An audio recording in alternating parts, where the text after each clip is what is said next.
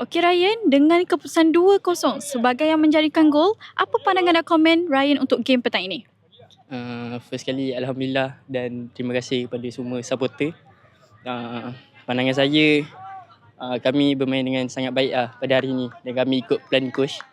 Itu saja. Okey, menilai permainan pada petang ini, apa yang Ryan rasa perlu dikekalkan atau perlu diperbaiki lagi untuk next game? Benda yang perlu kita kekalkan adalah bila first half tadi, bila kita pegang bola, kontrol bola dan pace game laju, kita orang laju kan. Itu benda tu perlu dikekalkan dan benda yang perlu diperbaiki adalah last minute tadi banyak kena serang apa semua. Itulah yang perlu diperbaiki. Macam biasa kita orang setiap game kita orang nak collect 3 point. So kita orang harap game lepas ni boleh bagi yang sama teammate boleh bagi yang sama macam hari ni ataupun lebih baik daripada hari ni. Okay. Ada ucapan tak untuk awak punya sepasukan dan juga coach? Ucapan saya semoga kita terus sustain dan terus berkembang.